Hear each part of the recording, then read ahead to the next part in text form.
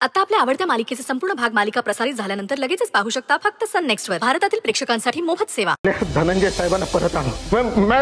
Order द्या madam तुम्ही। हो मॅडम, हे बघा मी तुमचे इमोशन समजू शकते, पण एवढं उतावीळ होऊन चालणार नाही।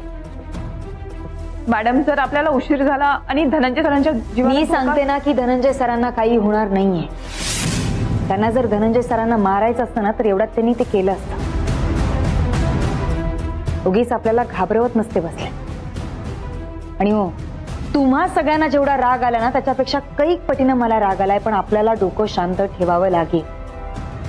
आणि तसंही आता रात्र होत आली। आणि दुसरी महत्वाची गोष्ट म्हणजे आपण जसं त्यांचा मागवा घेतोय अगदी तसंच तेही आपल्यावरती लक्ष ठेवून असते। असू शकतं मॅडम, हो पण रात्र झाली म्हणून आपण मला सांगितलं ना मी की उतावीळ होऊ नका, कारण इथून पुढे तुमच्यातला कोणाचाही जीव गमावलेला मला चालणार नाहीये। आणि मी तुम्हाला म्हणाले ना, आपण जसे त्यांच्या मागावर आहोत ना अगदी तेही आपल्या मागावर असतील। त्यांना माहिती आपण धनंजय सरांना शोधायला येतोय, ते तयारीत असतील। त्यामुळे सांगते, आता आपण हा आपला प्लॅन कॅन्सल करूया। आपण उद्या सकाळी जायचं, तोपर्यंत तुम्ही बाकीची कामं करून घ्या। अंडरस्टूड? येस मॅम, सगळे आपापल्या कामाला लागा।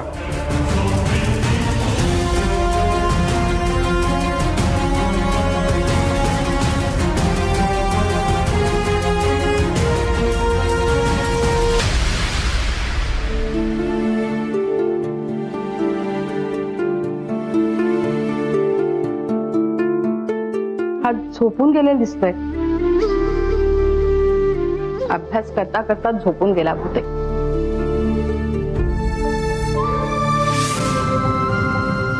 धनंजयचा फोटो काढून घ्यायला हवा, नाहीतर लागेल ह्याला। अरू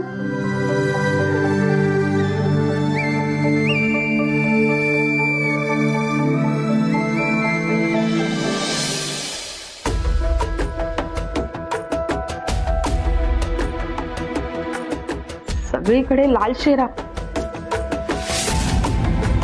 तू तरी काय करणार म्हणा, या अवस्थेत अभ्यास तरी कसा सुचणार तुला?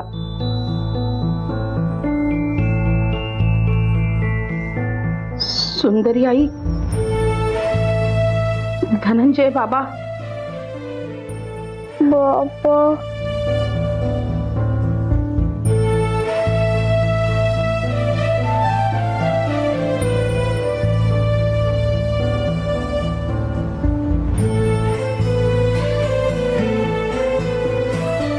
मला कळतंय रे अरू, तुझ्या मनातला भावनांचा कल्लोळ तुला कोणाशीही बोलता येत नाही। आणि बोलणार तरी कोणाशी म्हणा, कारण तू माझ्याशी बोलायला आलास तर मी तुला एकतर ओरडते तरी किंवा बाहेर तरी पिटाळते, पण मी अशी वागते कारण तुझ्या प्रश्नांची उत्तरं नाहीयेत रे माझ्याकडे। कसं सांगणार मी तुला? तुझा बाबा बेपत्ता आहे, त्याच्या जीवाला धोका आहे, आणि तो जिवंत आहे की नाही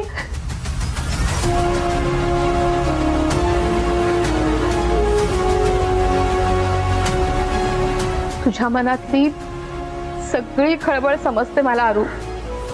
पण तुला सांगू, जशी तुझी अवस्था आहे तशी सेम अवस्था माझी पण आहे। जसा तू कुणाशी बोलू शकत नाहीस तशी मी सुद्धा माझ्या मनातलं कोणाशीही बोलू शकत नाही। आणि धनंजयला तर या अवस्थेत आपण काहीही मदत करू शकत नाही।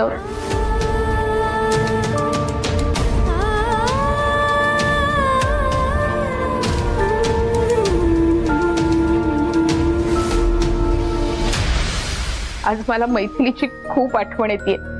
काय विचार करत असेल ती माझ्याबद्दल? किती विश्वासानं तिनं सोपवलं होतं रे तुला माझ्यावर। तुझ्याकडे बघितलं ना मला हारल्यासारखं वाटतं अरू। तुझ्यासाठी काहीही करू शकत नाही रे मी, काही करू शकत नाही, पण मला मात्र तुझं कौतुक वाटतं. तुझ्या वयाच्या मानानं तू खूपच गुणी आहेस. खरं तर तुझ्या वयात मुलांना आई वडिलांची गरज असते, हे तर वाहवत जातात ती. तू मात्र आम्हाला एखाद्या मोठ्या माणसासारखं सांभाळून घेतोस. आपली आई आपल्याला सोडून गेलीये, आपला बाबा अशा कामात आहे जिथे त्याच्या जीवाचीच खात्री नाही, तरी सुद्धा किती समंजसपणानं वागतोच रे. माझाही वेडेपणा सहन करतोस. वेळप्रसंगी तुझ्यावर ओरडतो आम्ही, तुला गृहीत धरतो,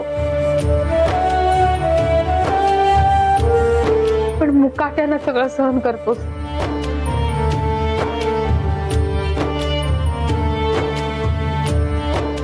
मला माफ कर रे अरू.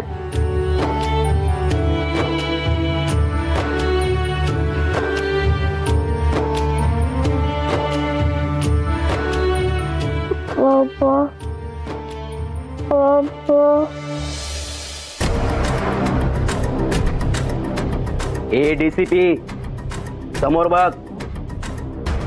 ए लाव रे व्हिडिओ.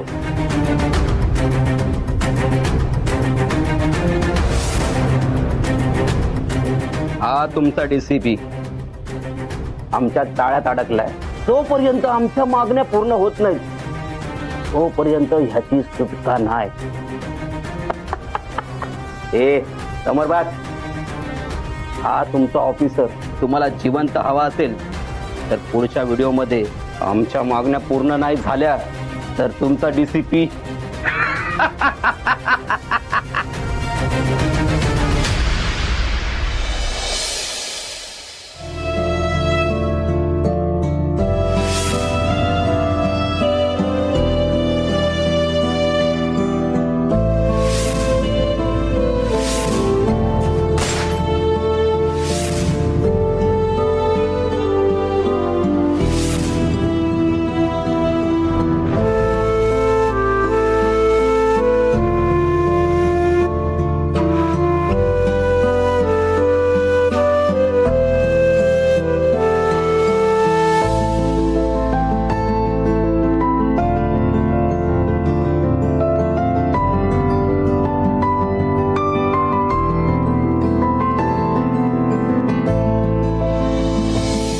आयुष्याच्या धावपळीत प्रेमाकडे लक्ष देता चालेल.